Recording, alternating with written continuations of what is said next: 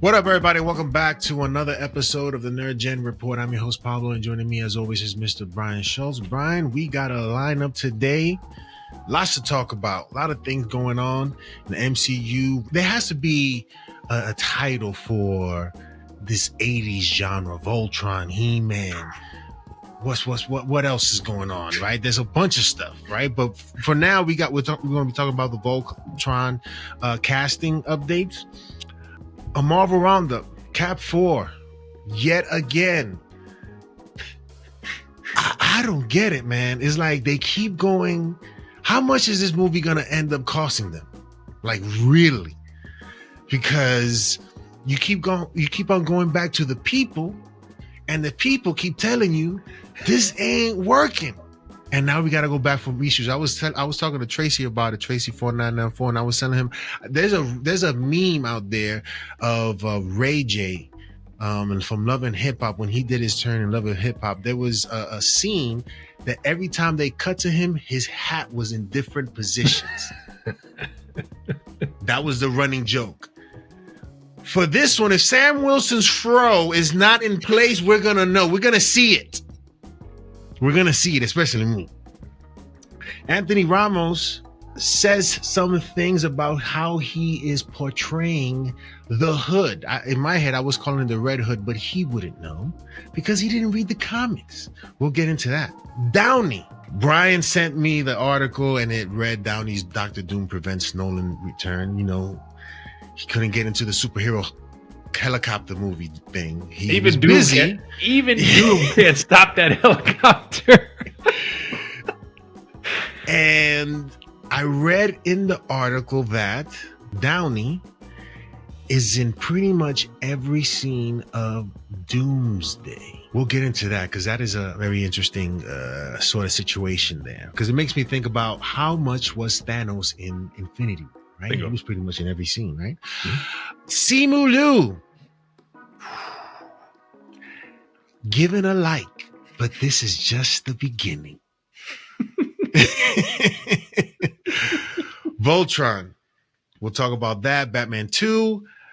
There was seemingly some talks or rumors that Batman 2 was going to be canceled for some reason, whatever, right?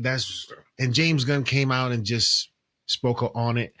And he also spoke on the Superman teaser rumors about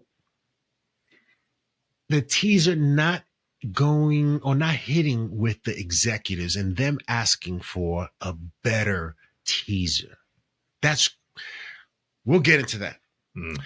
Finally, we'll get into Spiderverse 3 problems. It's gonna take us much longer to get to see this finale in this trilogy of films that has done very well for Sony, but they seem not to be able to get this together. Reshoots, Cap 4. Brian, when I read this, and Tracy sent it to the chat, me and Freddie were chiming in on the craziness of what is Cap 4. We got reshoots happening again because the test screening failed yet again. All I have to say is I have to question, how long has this been in production? This is crazy. Brian, what's going on? Cut to Maximus in the tunnel. This is not it. This is not it. I also had a little I told you so when this story hit, because when they cut the trailer, which admittedly looks sharp, I said on the show, don't conflate Marvel's ability to cut a great trailer with the idea that the movie's been fixed, that we're going to get a great movie. And I said, my concerns still stand about too many characters, too many plot lines. Is Red Hulk going to work? Not enough, maybe, trust being placed in Anthony Mackie to actually be the lead character. Echoes of Winter Soldier with some of the casting. And now we find out they already basically redid this entire movie, right? There's a whole, somewhere on the cutting room floor, there's a whole Serpent Society big plot line that they wiped out in order to just bring in Giancarlo Esposito in the second attempt. And now we find out that the latest attempt has been poorly received. And Pablo, again, test screenings are meant to unearth flaws. Let's be honest. Like you don't go to a test screening to be told you're amazing. You want to be told what's wrong so that you can make a better film. But there's been a common denominator to all of these test screenings that to me is the red flag. So if you remember in the first one of the things that people cited was lack of chemistry between the leads and that the movie was, quote, boring. That word was used, boring, Captain America 4. So this time around, the words coming out, inessential and flat, which is the same thing. They have not been able to energize the audience with anything of what they're seeing. And Pablo, that is the biggest concern. You can't special effect your way out of that one. You can't really recast your way out of that one at this point. That means that like the ingredients that you've put in the food just don't make for anything delicious. And it's too late to say, if I watch enough cooking shows to be like, yo, if it's done, you just got to plate it and take the L. That's right. And hope you can come back and hope someone has something worse. That's the problem. There's no other team that the judges can send home. Wow. All I can say that it sucks I feel sorry for Anthony Mackie. He probably is fine because he's getting that check. As long as that check clears, he's happy. But I just think that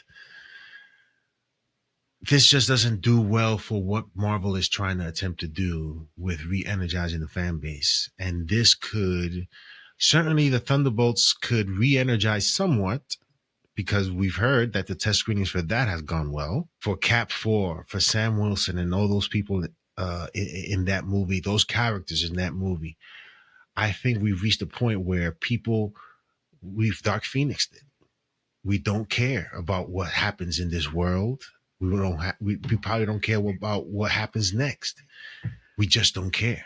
Again, I really don't think this is a reflection of Mackie, who is, to make Anthony Mackie not charismatic, you got to do some work, to be quite honest. To make Danny Ramirez boring, you got to do some work. They got some people in this movie who can hit.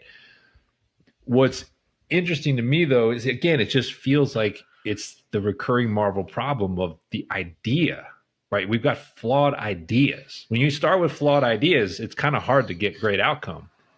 I get it. Harrison Ford was only pressed into the role because of life, because William Hurt was taken from us. But the idea of Red Hulk as one of the foils in this movie, I think, is debatable at best. Insisting on the return of the leader from a movie that nobody's really hanging on to. I like The Incredible Hulk. I like rewatching The Incredible Hulk. But that doesn't mean I need to see all of the characters from The Incredible Hulk brought back. And if we're getting Liv Tyler and we're getting Tim Roth and now we're getting Tim Blake Nelson, I'm kind of like, why? I didn't need that. I'm okay with you leaving them on the shelf. Yeah. And then you throw in Giancarlo Esposito, again, never bad, but what is he actually adding? And it feels like a mess, right? That's what I'm saying. It feels like a mess. It's like, it's just like I'm being distracted and pulled in all these different directions. And at the end of the day, it's supposed to be a Captain America movie, but you don't seem to want to put it on Captain America. Now, I got to give you a couple of quotes. These are individual reactions from the test screening. So don't read these as it's not an executive. Yeah. Right. This is one person sharing their reaction on socials to what they saw. So number one, this is a quote. I think the first mistake is that they don't have Captain America in the film. It's all downhill from there. Now, he doesn't explain what that means, but that's sort of, I think, shots at like how Sam Wilson is portrayed as Falcon/Cap. Second one, which is more damning, quote, cancel it or put Chris Evans in it. Those are the only choices to avoid disaster, end quote. Wow. Now, I don't agree with that because, you got to let these people go at some point. It can't just be like the original actors. And we're already struggling with that with the Avengers and Downey. But I think what it's saying is part of the issue is the fans are having a tough time accepting that Chris Evans' shadow is looming over that role. And it's making it tough for the way Sam is being portrayed in that capacity. Would we be having a different conversation? Because I know this keeps coming up. Will we be having a different conversation if Sam Wilson got the serum? I think that's TBD, to be honest, because I think it depends on how the action is written. Now, Anthony Mackie has told us the action is scripted in a way that honors the fact that he doesn't have the serum, right? So I could argue to you that's actually could be compelling, that you could make a scene of him solving the problem of not being able to call on that strength. But we don't know that. We haven't really seen it. He's only been Cap for like an episode, like a single fight scene, which wasn't all that inspiring. And obviously the suit is very souped up in this one. Like, he seems like he can fly supersonic. Like, he could do things with this suit that he couldn't do with the original Falcon suit. So it remains to be seen how cool that's going to look, or believable that's going to look on screen. But there's a whiff here of, this isn't really Captain America I'm being shown.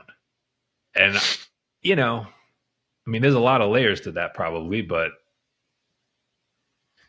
some of it feels to me, again, like they're not putting the spotlight fully on Mackie in this movie to be that. I guess we'll have to wait and see, because I do want to give Anthony Mackie a shot at his portrayal in the movie. You know, I don't want it to be one of those unfortunate disasters and him being the focal point of it, you know? This is where the writing and the ideas fail you. It's like if I took Chris Evans and I put him in Ragnarok, that doesn't really work, right? Because there's things in that challenge and that quest that require Thor's power, right? So it's like that's where and he would be out of place. Yeah, the stakes and the idea match the hero. Yeah. You know, Winter Soldier's perfect because it's the perfect stakes for Captain America to deal with. Yeah. If you're challenging Anthony Mackie with superpowered villains right and left, like, is that fair to a non-superpowered Captain America? I would say no. Then I'd be like, he should be calling what's-her-face, Gaia or whatever her name is from Secret Invasion. Just call her in for 2 seconds. Tag her in for 2 seconds. We get rid of Red Hulk right quick. It'll be interesting to see how he defeats or handles his foes in this Exactly. movie. And to your point about cost, I don't care what Marvel's reported budget on this is. It is $250 or higher. Minimum. They've shot 3 different movies at this point. They need this to do 700, 800 to make money. It's not doing that. When Kevin first mentioned Serpent Society, long time ago, it was meant as a joke. It should have stayed a joke. I would have never done a Serpent Society film. Because especially with Cap not there, like, who cares about these dudes? We have to wait and see. But from where we're sitting, Captain America 4, Brave New World, has been in trouble for a very, very long time. And it continues to show problems that I don't think are fixable at this point. They're going to probably just have to, again, deal with what they got and show it and take the criticisms, perhaps even learn from them for the future. I don't know. But right now, you cannot continue remaking this movie. Anthony Mackie is going to age before our very eyes in this film. Yeah, I mean, the sad thing is, as usual with Marvel these days, I feel like some of the seeds of what could have made sense are right there in front of them, but they refuse to take it. Maybe because they're desperate. They feel like bigger is always better now. But like, if I think back to Avengers 1, there's a little scene in Avengers 1, which I think it says a lot, where they're fighting the Chitauri in New York, and the New York cops are listening to Cap give the orders, and the guy's like, "Why should I follow you?" And then he promptly beats up a couple of the Chitauri, and then the guy immediately is like, all right, I get it. We need that moment on screen. If you take the world as it is, he should be fighting the uphill battle of he's not Steve Rogers. Why should everyone respect him? Yeah. So if you built the movie just around that, of these like little challenges, these internal challenges, and then this one external challenge that makes sense, that he could sort of overcome that adversity and prove. And by the way, that's a better movie already. They've shown when we get introduced to Sam Wilson, remember one of his great strengths is he's over at the VA helping PTSD soldiers. So he is showing a different form of leadership than Steve. To me, that's what I mean. Like, there's things there that you can make a movie that deals with the shadow of Chris Evans, of Steve Rogers, and gives Sam Wilson a hill to climb there that doesn't involve him fighting 27 different superpowered bad guys. Like, it just feels like we're skipping a lot of steps. And maybe that's part of what the audience is kind of saying, like, why do I care? Like, this is not, I can't connect to the humanity of this story in the way that I could with Cap 1, Cap 2, and Cap 3. Yeah. I don't know. Yeah, when does that movie come out? February. That's the other thing. They're reshooting this in December. You know how chopped up that could look from an effects perspective if they're really putting new stuff in front of the camera now, and they don't move that date off of Valentine's Day? Only true fans are going to go see this movie. Why? To see what this looks like and what a movie put together like this looks like. Buzz is bad, man. I mean, maybe the reviews will exceed the lower bars, but I'm not optimistic. Like, if this comes out with like 45, 50% type, Rotten Tomatoes, and critics are kind of basically lamenting poor effects or shoddy editing, I think this thing crashes and burns. Let us know in the comment section below what you guys think of the Cap 4 reshoots after another poor testing. February will be the time to really give our thoughts on what this is, or what this was, or what this could have been. Anthony Ramos speaks the unspeakable. I guess I should give him credit for being honest. Yeah, maybe he's. I mean, I've seen him in interviews, and he's pretty honest about how he feels and how he goes about doing things. And he was very honest about this. Asked about whether he had read the comics for The Hood, he responds, Brian? Negative, Ghost Rider, the pattern is full. He literally says, I did not dive into the comics. I just focused on my character and just follow the script. But it was also like, yo, how do I make him singular? How do I make him different? Parker Robinson in the comics is from New York. Our guy is from Chicago, and our show is set there. So I just wanted to make him super dynamic. Like every character, I just see how I relate to him, and I try to put as much of myself in the character. I think that was how I looked at it. But for sure, I referenced the comics. He has a certain look, but, in the comics, he looks different than me. So it was cool being able to recreate this guy, end quote. So if you had comics accurate Hood in this series, you lost. Yeah, you're not going to get that. You're just going to get the Hood. You're not going to get the little things that make the Hood who he is in the comic books. Forget about that. Let's see. Based on his performances and things that I've seen him do, he's going to give us a lot of him. And I'm not going for that. I'm going to see the characters that from the comics reinvented, done better. Perhaps he'll do that. I don't know. But based on what I've seen before, I don't think we're going to get that. Obviously, they're looking towards Young Avengers and stuff like that. We're definitely getting a story on that. And as we talked about it last week, they're going about it the right way, so to speak. Right? Oh, I think I said not the right way, but a better way. Better way. Yeah. Yeah. So yeah, they're open to making it a Disney Plus series instead of just, launching it into a film franchise right away. But yeah, look, I mean, neither of us are that excited for the show. We've seen little bits and pieces of footage now with the Disney Plus trailer. But, like Anthony Ramos, like even dating back to his work in Hamilton, you're right. I mean, I kind of feel like there is similarities to the way he plays roles. Like, is he really that, like, he's a little different between his Transformers character and his Twisters character as an example, but he's not radically different. Like in The Heights, it was him. He was supposed to be playing a Dominican, but he was playing, he spoke like a Puerto Rican. So that was one of the things that turned me off about it.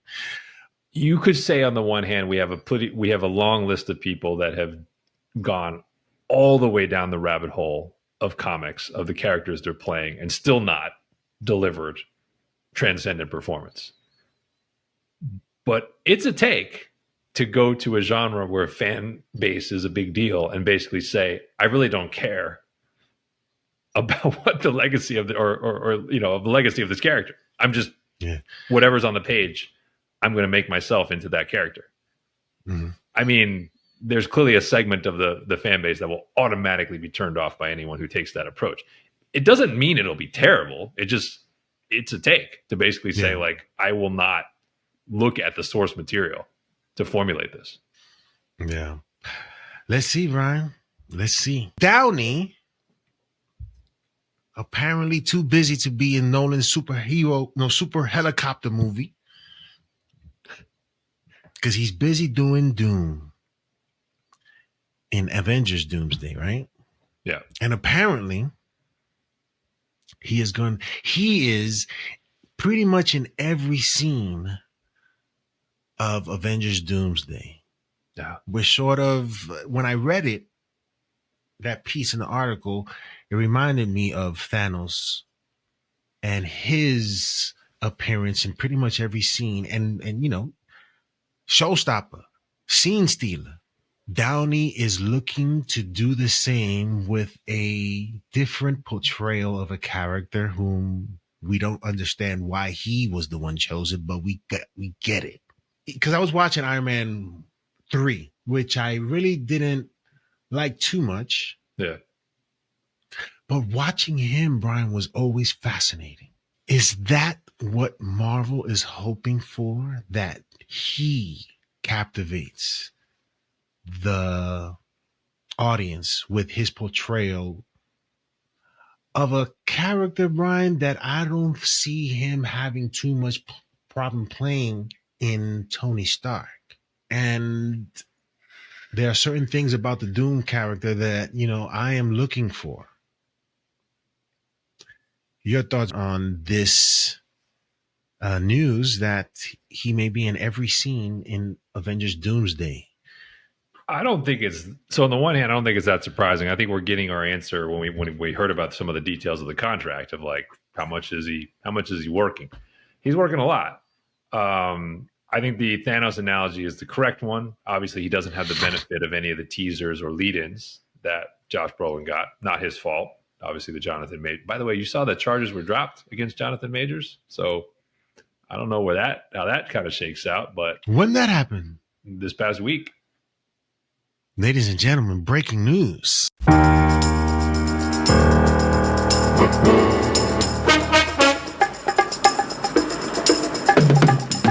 He's back. Doom? Kang versus Doom? Wait, that's Kang's music. That would be crazy. If he came out in the movie, that would be oh my God, everybody will go crazy. Anyway, continue.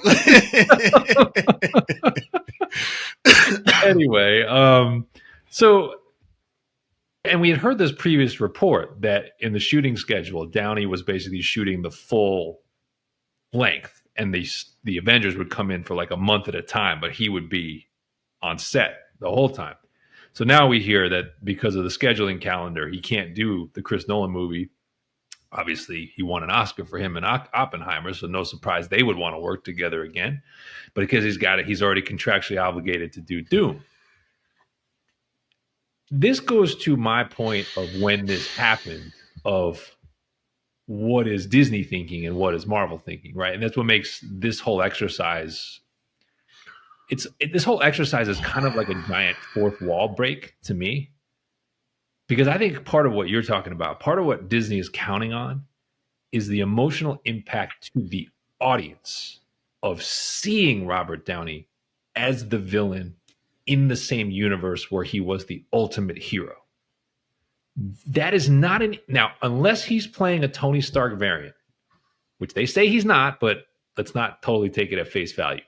If he's not playing a Tony Stark variant, that same emotional resonance will not be there for any of the Avengers, because they will not have a history with Victor Von Doom. If he is playing Tony Stark variant, then that same emotional shock value will be present for some of the cast members in the way that it is for the audience. But at least on the surface, the real impact is to us as consumers of seeing him on the other side of the table.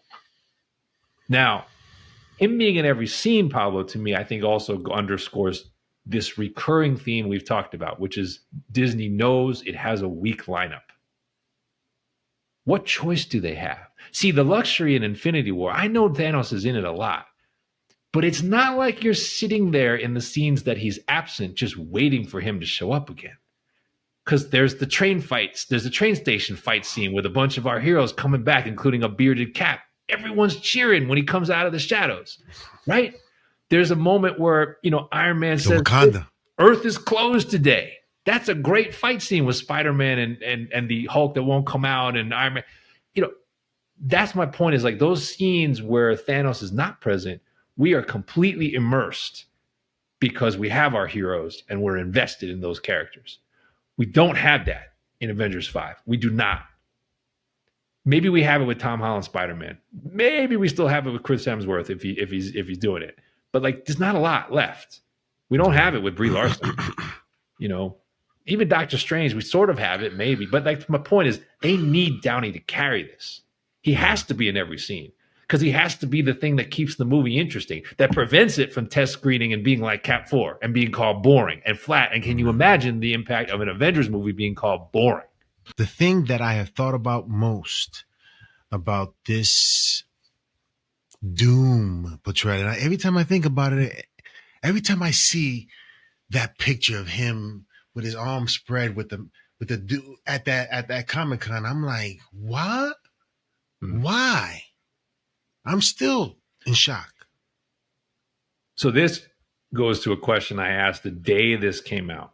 And I said at the time, the more Robert Downey is in this movie, the more I would question how much he's going to be in the mask.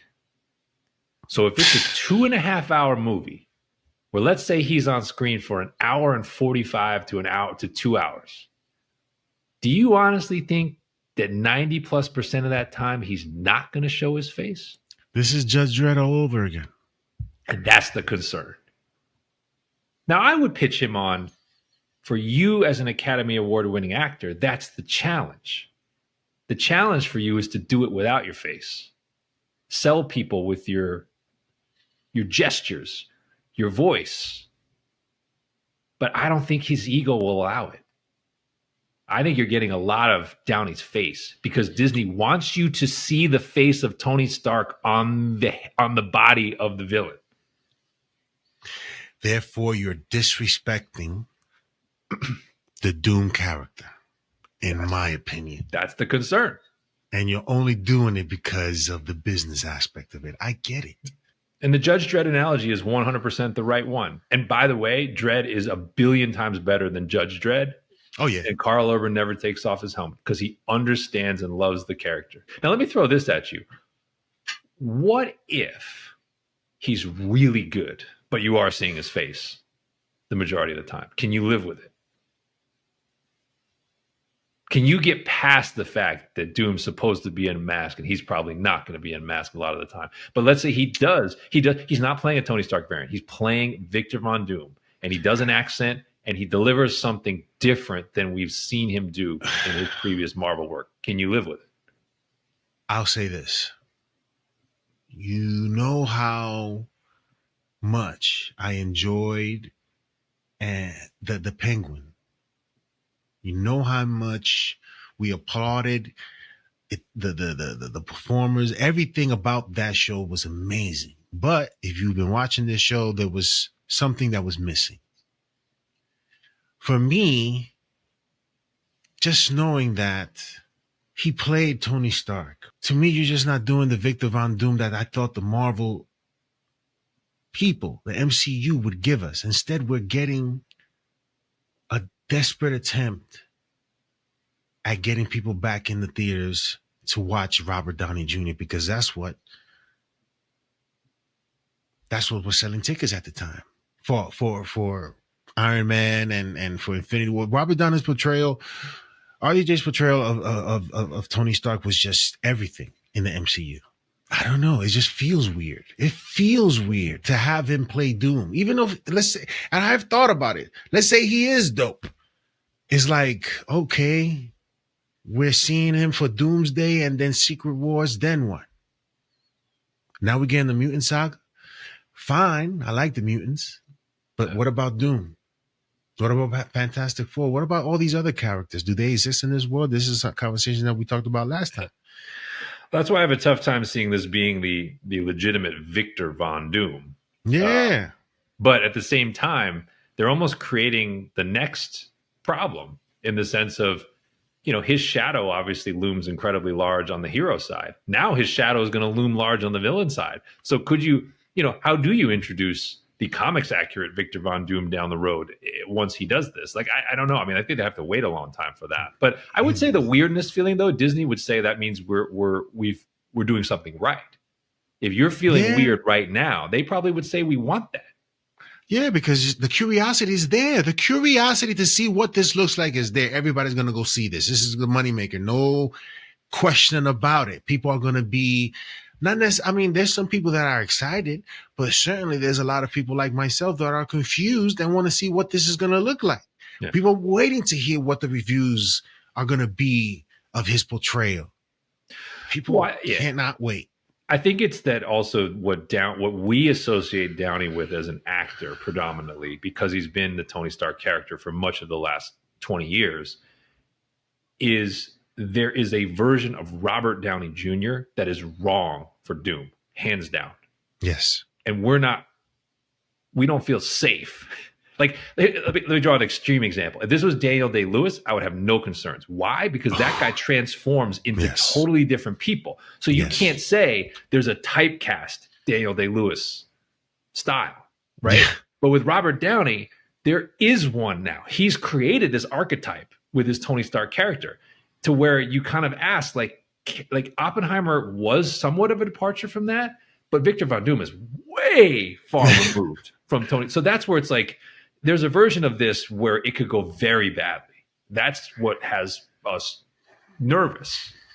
Can you imagine? And then we'll move on to another problem.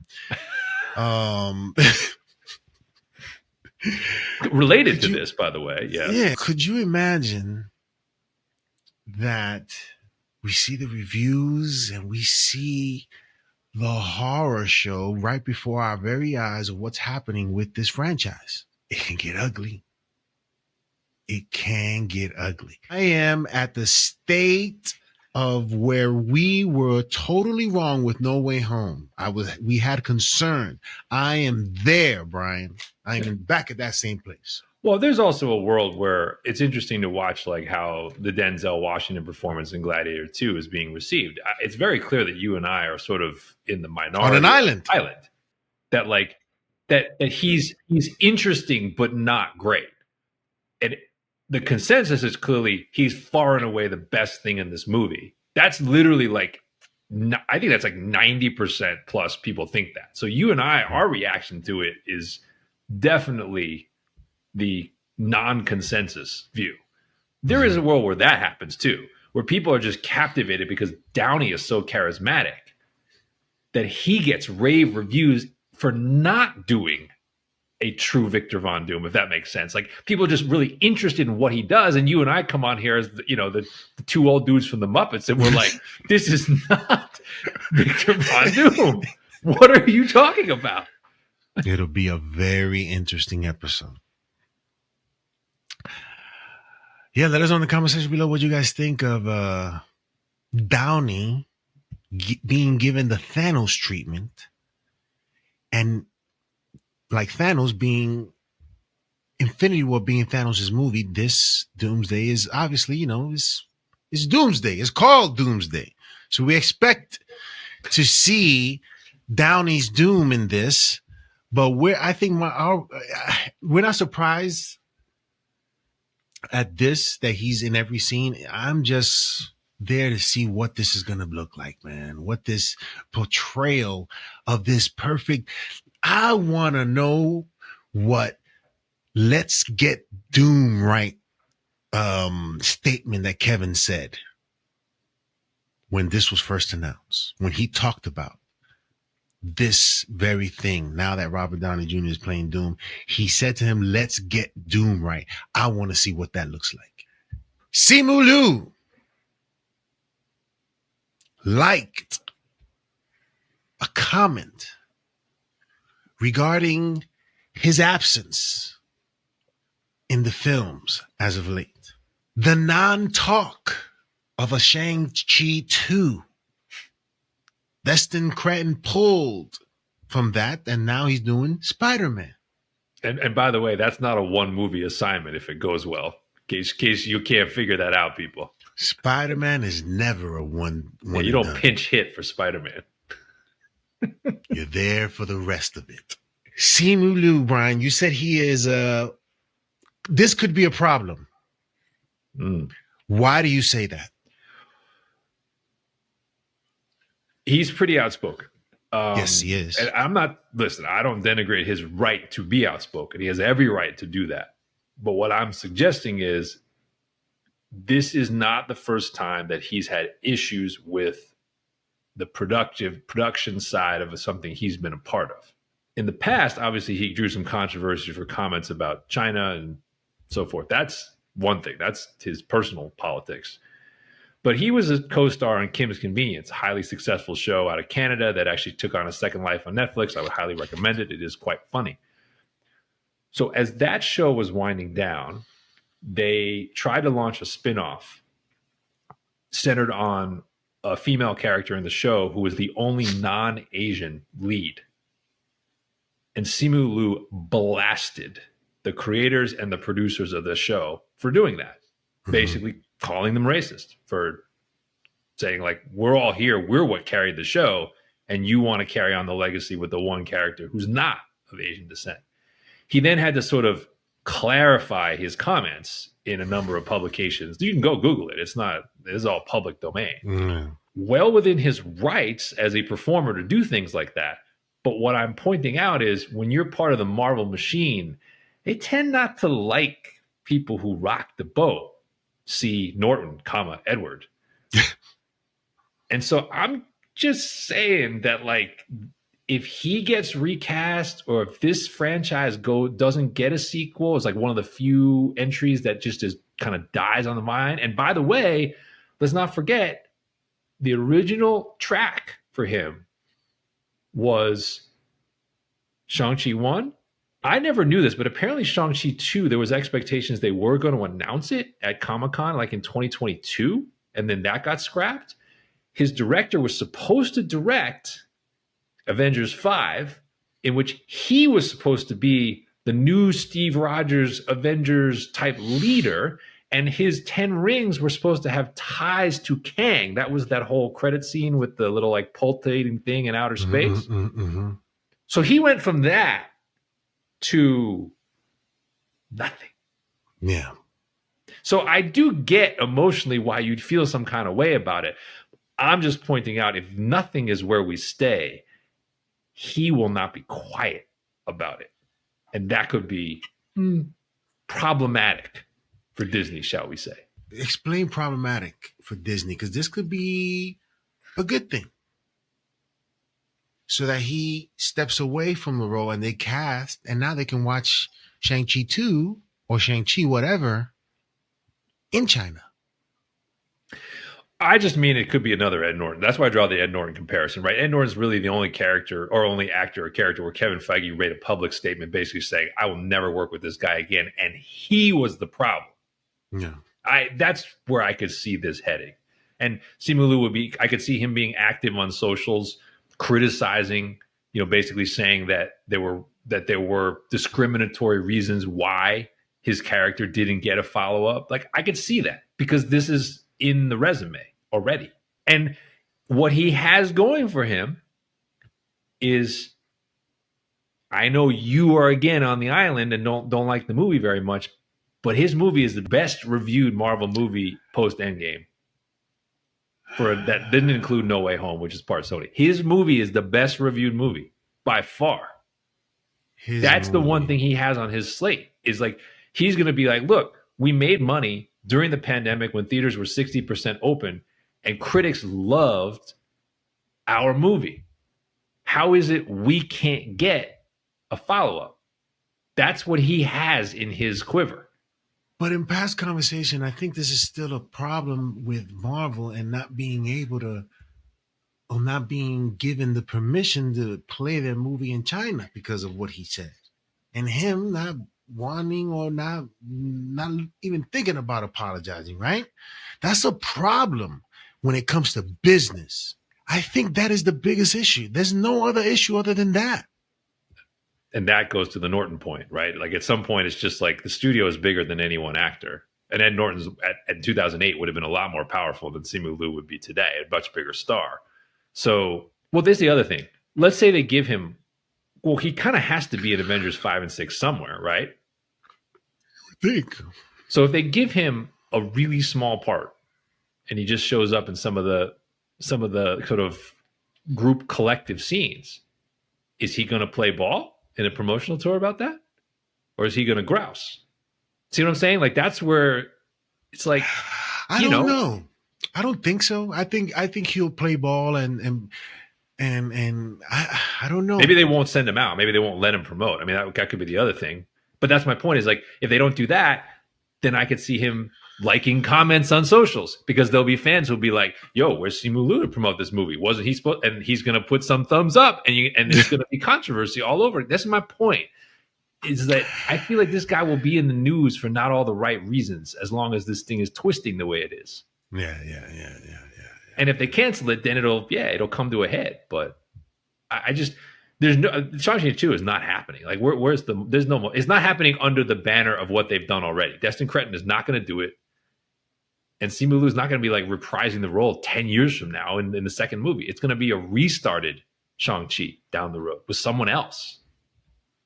Yes, and I'm fine with that. And I'm not saying that's a bad outcome for us. I'm just saying that could be a sticky one for Marvel. If a lawsuit was filed, it wouldn't shock me. But a lawsuit for what? I don't know, wrongful termination or like discriminatory workplace. I'm just saying, like, it wouldn't shock me. Nah, I don't know if it's going to go that far. I mean, Scarlett was friends with the studio too, right? And that went to a huge legal kerfuffle. Yes. But there, you can understand, hey, I put out Black Widow right before Infinity War. I make my $1 billion. Fair. And my points. Fair. That's automatic. Instead, they gave it to Captain Marvel. So there was a reason for that. So I get that one. But this one, you're dealing with someone who is, again, like you said, very outspoken and could be a problem in terms of how he perceives things and his perspective on things and how other people may amp it up. I'm just saying there was nothing in Scarlett Johansson's resume as an actress or in her relationship with Disney to suggest that things were problematic.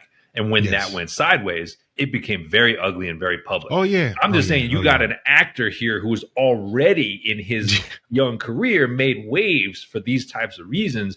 And you're basically cutting off his big star turn, his big break. I mean, I think he got his big break because he's been, doing the circuits and singing, and he probably got an album out. I guess he was in Barbie too, but I mean, he's not like Gosling's the Ken that everyone remembers. Yeah. But we'll see what happens with Shang-Chi. Next up, Voltron. Sterling K. Brown has been cast, right? I don't even care as what. I saw this headline. I said it to you. I was like, what is going on here? I was looking up the character, Brian, because we talked about him when we talked about Voltron and some of the characters in Zarkon? No, Karan. Oh, you think he's the mentor? Yeah. So it's funny you said that. I definitely think he has to be one of those two. He has to be like the senior on either side. I think that's the right answer. So maybe you're right. Maybe it's Karan. Maybe he's a good guy. I could see him being Zarkon. I could see him being evil too, and unhinged. Because that's I figured that's going to be like a Thanos style, somewhat CGI motion capture character. So the key to Zarkon becomes the voice, and Sterling K. Brown certainly has an amazing voice. Yeah. But he could be Karan too. He could be Karan. Yeah, he could be a more gentler mentor figure as well. They haven't entirely announced all of the cast. There's only been Henry Cavill, now Sterling K. Brown, the young kid, the newcomer that worked with Tom Holland on stage or whatever. It was the understudy or something like that. Yeah. And Princess possibly Allura. Oh, did it? Well, they have a lot of cast members listed. We just don't know exactly who they're Who playing. they are. Yeah.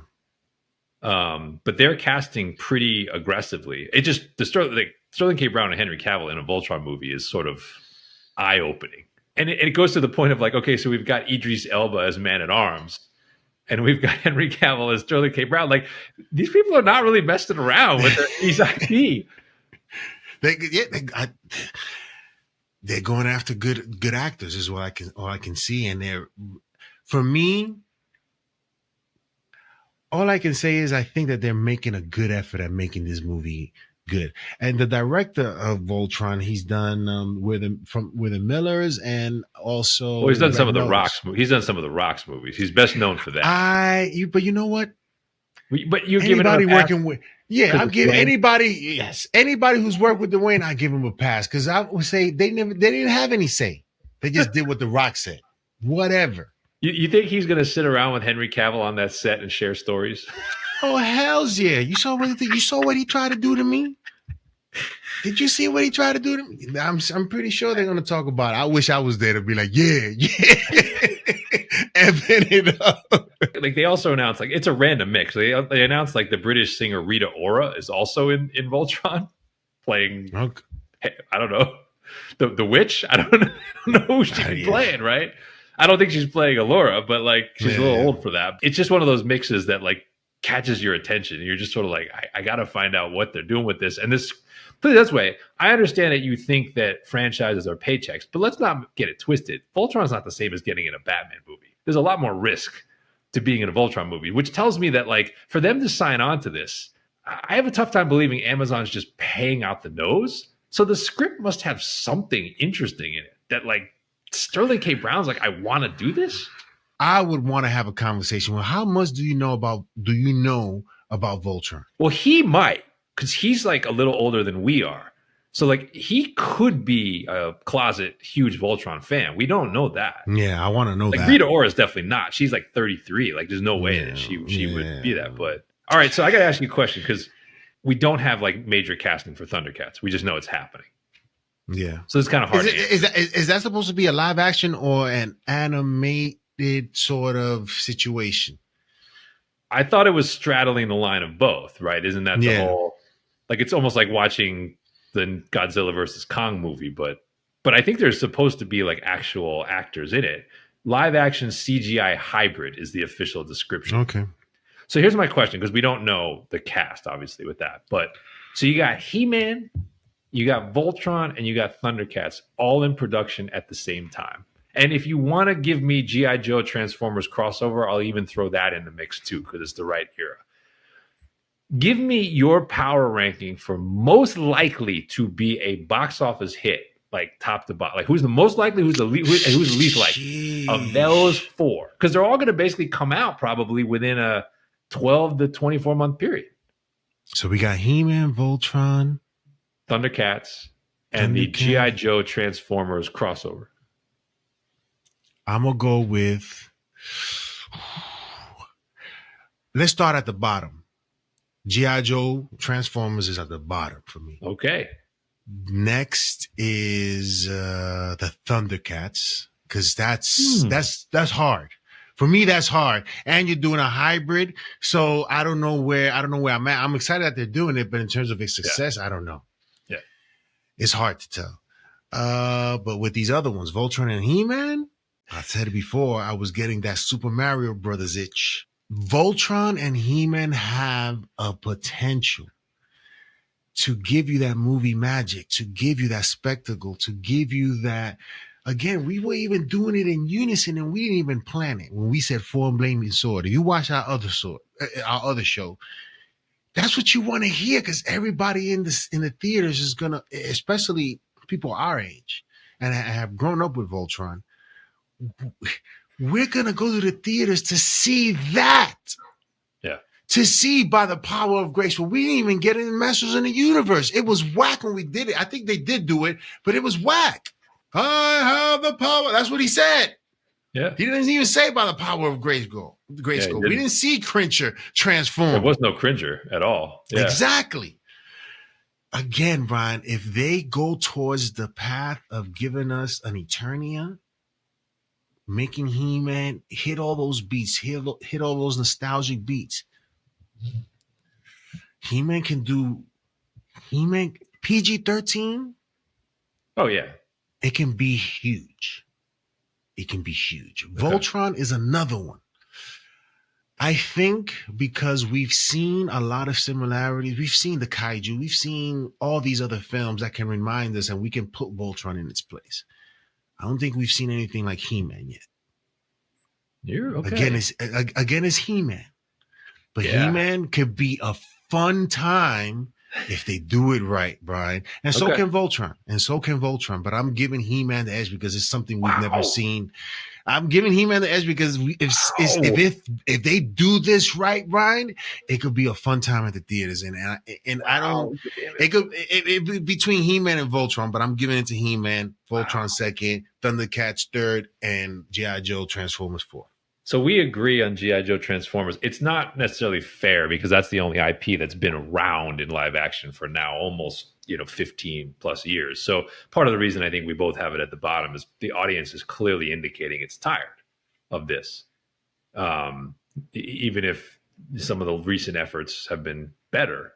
And we've never seen G.I. Joe done successfully in live action, even though it seems like it ought to be easy. And that will make me mad because I feel like I would much rather see a serious take on G.I. Joe than see this crossover, which kind of feels like Godzilla versus Kong, but minus the fun. So that's definitely my number 4. I think Voltron's number 1. I actually don't think it's that close. And the reason I say that is because to me, you get the kids easily because if the cast is young, which it should be, like that's key. But now you have the anchors, right? You have the Henry Cavill, the Sterling K. Browns. You're kind of casting up. I think there is still a difference between Voltron and any other kaiju that we've seen. The assembly of the lions, to me, makes it different.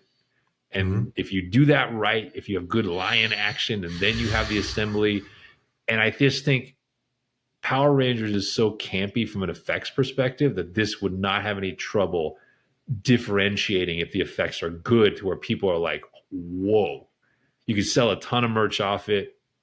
To me, Voltron's number 1. This whole discussion is probably not fair to Thundercats because we know the least about it, right? We're just I would have Thundercats second. I really would. I just think the characters are a little easier to translate than some of the He-Man characters.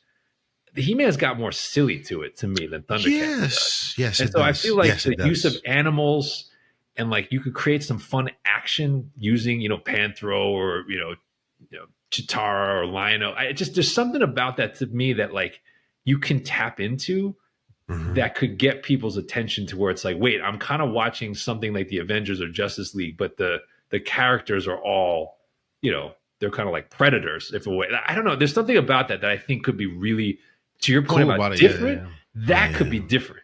So I'd have that second. I'd put He-Man third just because I feel like I do feel like it's an uphill climb character-wise to go with a straight face to Comic-Con and say we were true to the spirit of Ram Man or true to the spirit of Merman and then show me what, like I had so much fun with those toys, but it just feels like it's a battle to bring those to a serious place. Although, like I said, it does have the best director on the list. The case for He-Man is Travis Knight. He's of the 4 filmmakers, he's far and away the best one. And that's your argument. Last thing before we move on to Batman 2. Have you thought about your cast for Thundercats? No, it's funny. We were talking about it now, and I'm like, no, now I got to get serious about what Academy Award nominated. I know you have the one for Panther, which, by the way, showed up in Gladiator 2. Yes. It still doesn't look like he's aged a day. It looks Peter. exactly his first name is Peter. I don't know his last name. Peter Mensa. Peter Mensa. Okay, yeah. Perfect for Panther. I would say Aaron Pierre would be perfect for Lionel. I don't hate that at all. Emily Blunt for Chitara? Maybe. That would be hilarious if she doesn't do Black Widow and she does Chitara in a Thundercats movie. Are you thinking they're making Thundercats similar to how they've used the tech for Avatar? Yeah, I think it's like Avatar, Thanos, Incredible Hulk. I think it's that. Andy Serkis. That's what I'm thinking in my mind. That style of motion capture. That would be interesting. Batman 2. There have been rumors. There was some rumor that Batman 2 wasn't in the works or it had been canceled, and James Gunn came out and told everyone that's not true. Brian, what have you heard and what has been said about this? So there's kind of like a weird 2-layer thing to this that's been going on. This is not the first time this has come up. Now, the first time it came up was somewhat legitimate because we had heard no updates. And this was after James Gunn had announced Chapter 1, Gods and Monsters, and Brave and the Bold. And like, we didn't hear a peep out of Matt Reeves. And well, it turns out the reason why we didn't hear a peep out of Matt Reeves was he was busy making a likely Emmy award-winning show and working on his script. And now we have a shooting date for Batman 2. But I think the real thing people have been looking for is they're trying to create beef between Matt Reeves and James Gunn. They want it to be like James Gunn wants to cancel this Elseworlds crap because he wants to do his Batman. Yeah. And he can't because at every turn, Matt Reeves makes good product, as we've seen. I mean, Gunn basically crushed this. It was like, this is like almost too stupid for me to talk about. But he's like, it was like, why would we do that? Like, this sort of was his short answer. Like, they're eagerly awaiting the finished script. You know, they have the shooting date, absolutely not canceled. So I tend to think it is, here's the, like, why would you even believe a rando on social network? Of course not. If it was canceled, it would be canceled. Who has time for the charade? I've been one of Matt's biggest cheerleaders for years, since Cloverfield and the Apes movies, and we're eagerly awaiting his final script. Yeah. I think this is, like I said, this is fake beef. That's what I think is going on here. Like the list of movies that have made $800 million worldwide and then were summarily canceled is very low. That's never happened. Like, word. So this is a non conversation in regards to, like, listen, Penguin came out and whatever I would say cloud was over the Batman 2 slowly moved away. Yeah. And now is glowing rainbows, shining, sun shining through Matt Reeves' window to get this going to the next step, because Batman 2 is going to be huge. It is going to be huge. No I think that's what you think about it.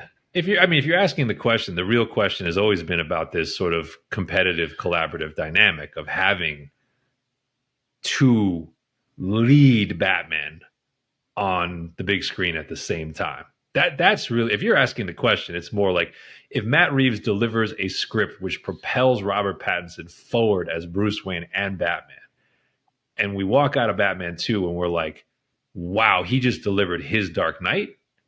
Then I think the question you ask is like, well, how's Brave and the Bold going to top that? Like, how can they make something different and great parallel to that?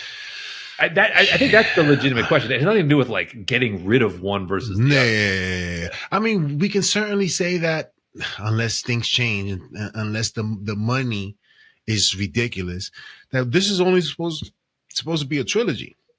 After this trilogy is whatever Batman is, you know what I'm saying? It will be too, because I mean, if you don't think that they wanted Reeves to come back and do Kingdom of the Planet of the Apes sooner than it happened, of course that conversation was had, and he stuck to his guns and was like, "I'm done. I want to move on." Yeah. He's not doing anything more past. He'd be much more likely to do more Gotham HBO shows than he would to do a fourth Batman movie. And I don't think Pattinson would want to do. I mean, look, there were rumors. Remember, at one point there were rumors they offered Christian Bale $50 million up front to come back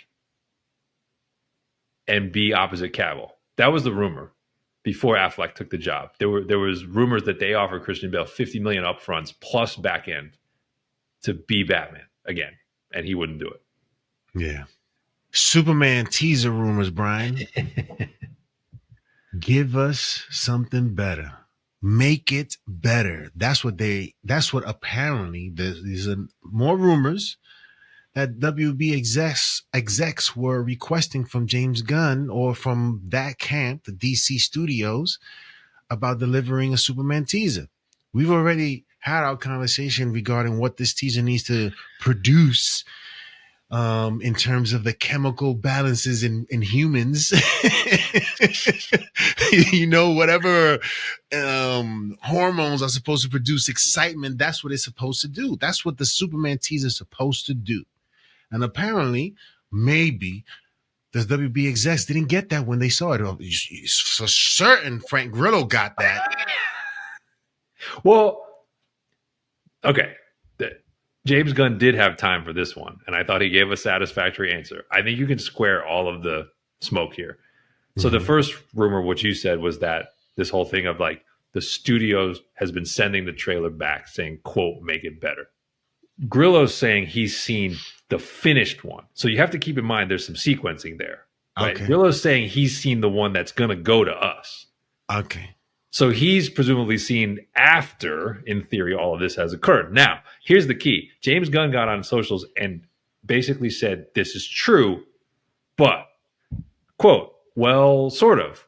But when he, meaning the scooper, said, studio, that's me. As the only studio involved in cutting or anything to do with the trailer is DC Studios, i.e. me and Peter, and I'm the creatively demanding one. This is the exact same rigorous process I've gone through cutting every Guardians trailer, pushing the marketing folks as hard as I can, cutting and recutting until I think we have something worthy of the film itself. And all that said, my notes are a lot more specific than make it better. So he's saying this report is true, but it's him. It's not Zaslav. That's the key. Like, if you believe this, it's not David Zaslav saying make it better. It's him telling the marketing department, do this with the footage. The footage is like, I gave you the footage. You're not cutting it correctly.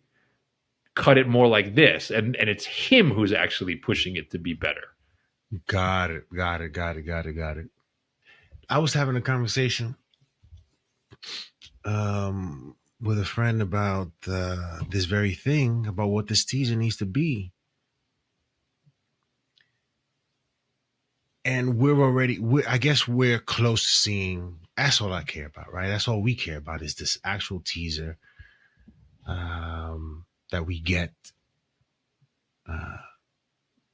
with Mufasa, is it? Yeah, which, by is the it way, still the case? That's the room. That's the report, which would make a lot of sense because James Gunn has also said publicly, like, Superman is meant to be a family-friendly movie, and that's the biggest, in theory, family-friendly movie this holiday, except it's not tracking that great at the box office, which I'm kind of shocked at. It feels like Moana and Wicked have kind of stolen all the dollars. I'm excited to see Mufasa, but it doesn't seem like the audiences are responding necessarily to it. So we'll see how that plays into this. But I think the numbers will pick up as we get closer to the release date of that. Barry Jenkins is a great director. I mean, the idea of Barry Jenkins directing a Lion King movie is crazy to me. So I feel like if this has a chance to be critically loved, and if that's the case, like, really, family's not gonna fork over some ducats to go see a Lion King movie at Christmas? Like, really? Yeah, I don't know. But I'm gonna go just to see the teaser. I can care less about the movie. So I have a question for you. When was the last time you did that? So do you remember went to the theater? When was the last time you went to a movie just to see it? I can tell you I got on the Phantom Menace teaser like twice when I was in college, and I went to see Alien Resurrection in the theater because it was all these rumors that the Phantom Menace teaser was going to be in front of it, and then it wasn't, and I had to sit through that movie after. You sat through it like exactly. No, I don't recall ever actually doing that. No, but this will be my first. This will be my. So first. This did spark an interesting thought for me though, which is we were talking about the ramifications of this teaser and this trailer, and you made a comment basically about this has to be a 10 out of 10. Like this can't be like a 7 out of 10. My fear, I don't know what your thought on this is. My fear when I first saw Make It Better before James Gunn commented was that what they were really saying was show them more.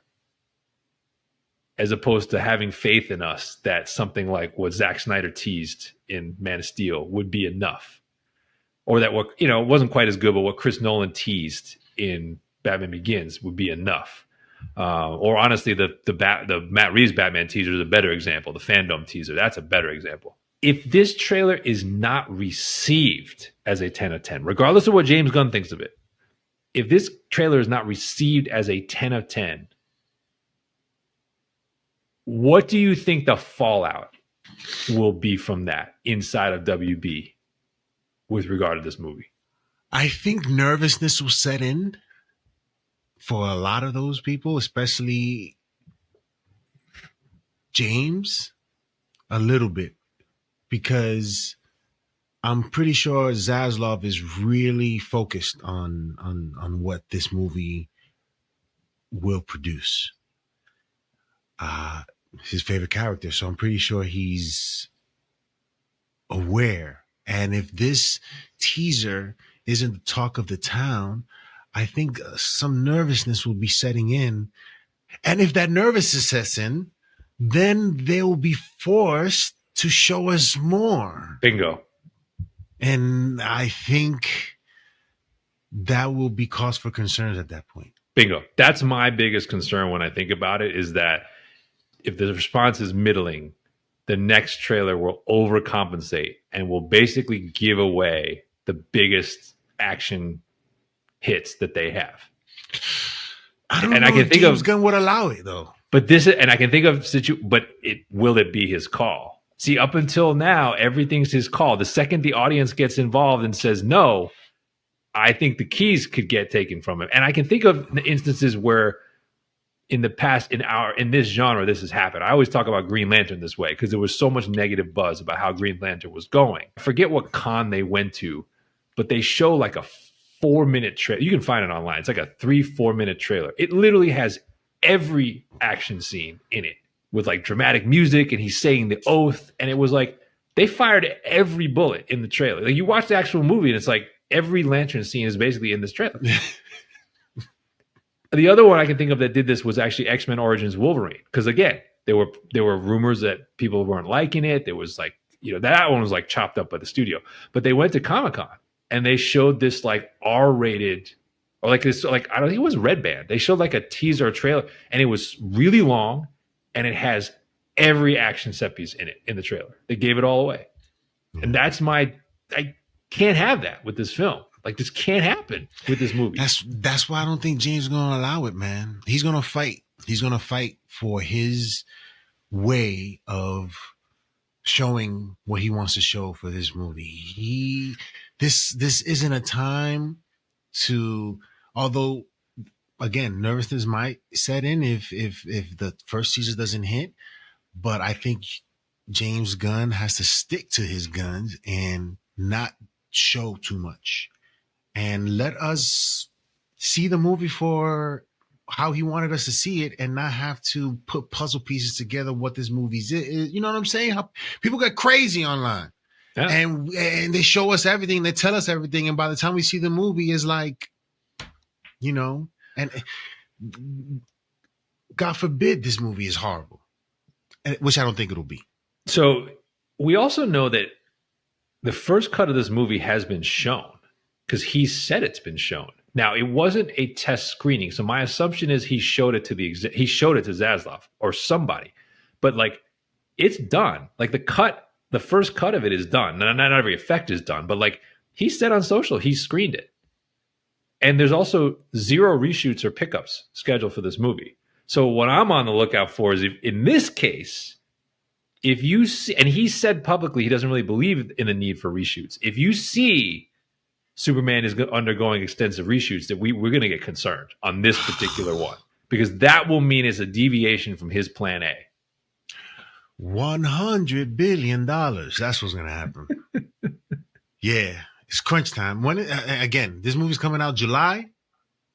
Yeah, it comes out. This movie and Fantastic Four come out 2 weeks apart in July of 2025. As I said, it's all the chips are in for the genre. Like, seriously. When this teaser hits, Brian, we got to do a show just dedicated to the teaser. Yeah, we will. I already told you. I think we'll do it. Like we were going to talk about and start thinking about like some of the best teasers and trailers the genre's ever seen. Forget the movie, just the promotional material. Who got it done? Who got people hyped with that first look? Yeah. Yeah, let us know in the comment section below what you guys think. Are you guys a bit nervous about what this teaser is going to look like? Does it need to, again, blow you away? Spiderverse. Yeah. 3 issues. Redo. We know from the times and basically behind the scenes in terms of how long it takes for these films to come out, to get done. A lot of work is put into this, a lot.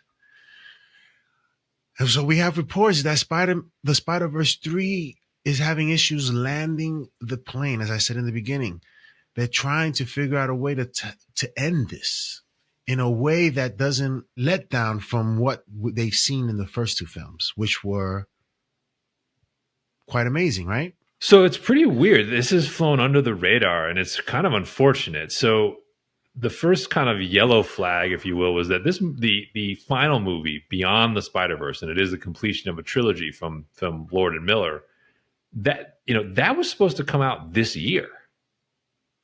And then it got taken off the schedule, and there's been no updated release date since.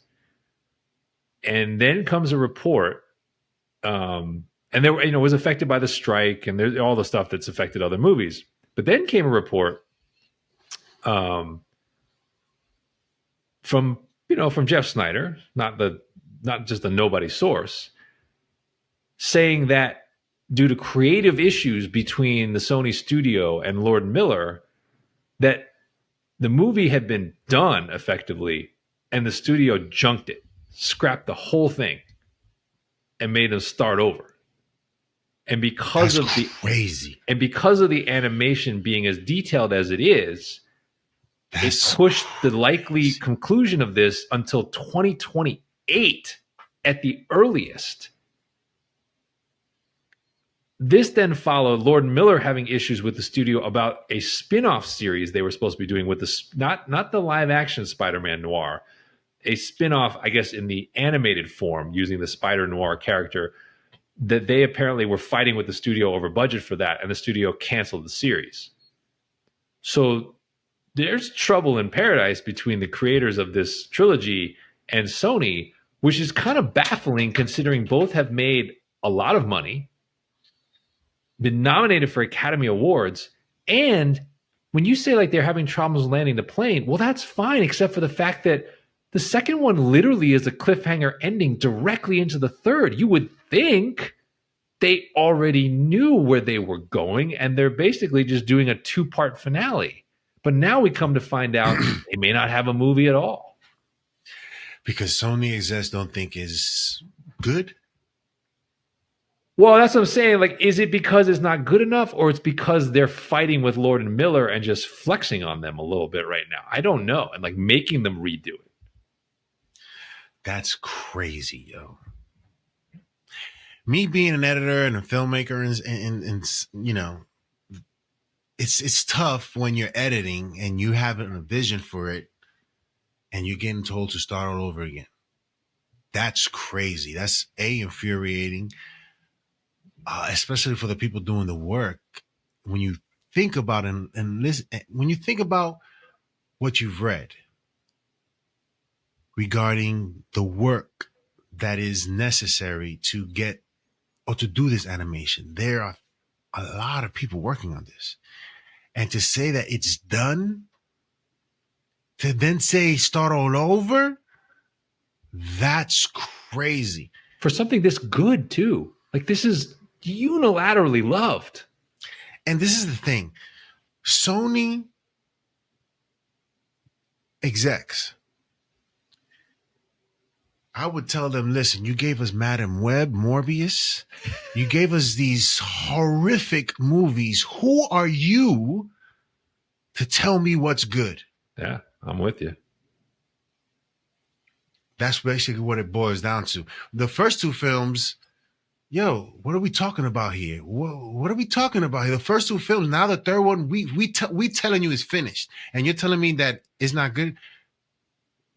I'll be like, it's I don't know. You probably need like a week off to really sort of settle down and think about your future, sort of, right? Because you're being put in a tough position here. But like you would think Lord and Miller have the leverage, right? They're kind of like, you need us a lot more than we need you. Like if we don't finish this, life goes on for us. We're getting calls to do other projects. But if you hand it to somebody else who screws up the ending of this, that's on you. We don't wear that. You do. If you're them, are you at that point where you have that conversation? Because it seems like that conversation hasn't happened. Maybe, I don't know. If I was them, I would have the conversation because to your point, if this is true, they are trashing a lot of effort and a lot of work and a lot of labor by a lot of people. So if you want to ride for your crew, then you should probably stand for what you made and kind of be like, look, this is a story we wanted to tell. And yeah, we can tweak it and do this sort of stuff. But like, you're asking us to literally redo this from scratch. Hell no. Like, that's disrespectful to everyone who made the original version. Like, I could see that conversation happening, I mean, again, I've been in situations where I've had to fight for a cut that I believe was appropriate. And I understand that there are other stakeholders. But if we're in a room and we're having a conversation and we agree on a vision and we deliver it, and somewhere along the line that vision got lost, now we want to do something different, perhaps. I don't know. But it's I don't know, it's infuriating. Yeah, so I mean, so far the public commentary from Lord and Miller and from the film's composer Daniel Pemberton has been more, they're playing ball. They're kind of like, hey, don't believe everything you read.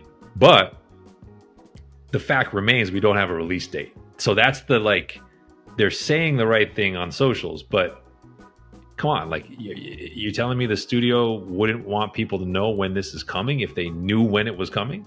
So that's conspicuous. You run into a Dumb and Dumber situation with Dumb and Dumber 2. It was like, damn, you take so long to do this. Do we even care at this point? No. I don't know.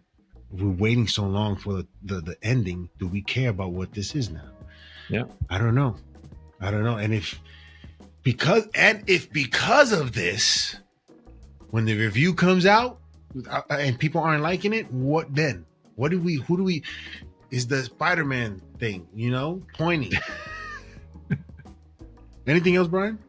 We're going to get our latest test of Sony in a couple of weeks with Craven, and we're going to see it and we'll talk about it. But I guess I don't. This is speculation. This is not confirmed. But that being said, when you see it associated with Sony Pictures, you believe it or you tend to believe that it's possible because you've seen this movie before, pun intended. And I guess I never underestimate their ability to mess things up. Yeah. Let us know in the comment section below what you guys think of all we've talked about. I know we talked a lot about different things. But yeah, remember to hit that like and subscribe button, share with your friends, comment in the comment section below, and we'll see you next time on the Nerd Gen Report. The show goes on!